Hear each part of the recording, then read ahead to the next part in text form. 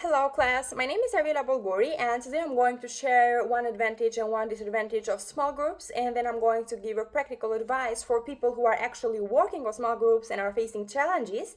And then secondly, I'm going to provide you with a couple of listening barriers presented on our textbook and how I plan to work with myself to minimize those listening barriers. And finally, I will share with you what I learned from the assessment on page 88 of the book.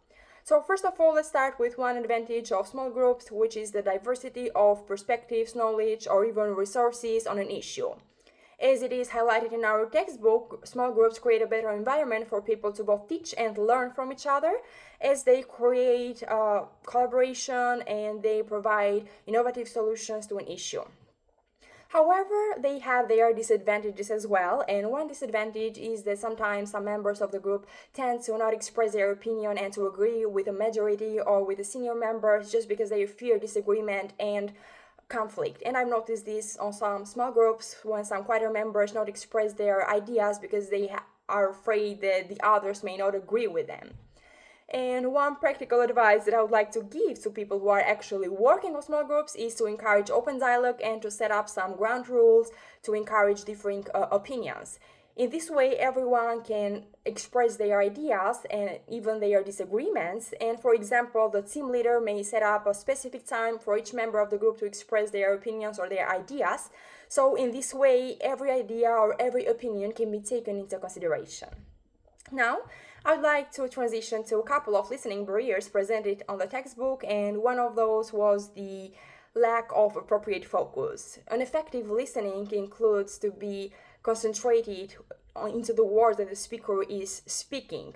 And I've noticed on myself that sometimes when a speaker is talking about something, I may have unrelated thoughts or even details that may distract me from the main topic. And I plan to fix this issue of mine by mentally summarizing the points that the speaker is talking about. And another strategy that I will use is by taking notes, because in this way I'll be more focused and I will be more concentrated in the words that the speaker is talking about. And another barrier that was presented in the textbook was a distraction by biases and prejudices.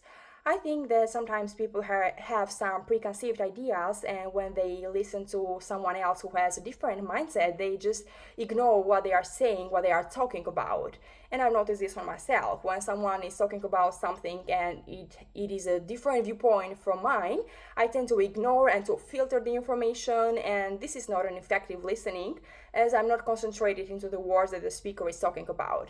And I plan to fix this issue by listening to others with an open mindedness and by trying to appreciate diversity. And in this way, I think that I will encourage myself to be more open-minded and to accept even different mindsets, even different ideas or perspectives.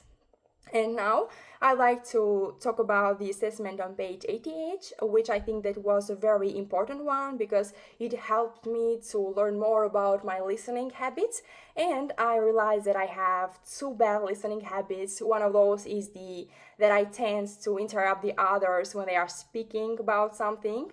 I may say things that are related or unrelated to the topic, but this is not good because the speaker may feel frustrated and this can interrupt the flow of the dialogue, the discussion.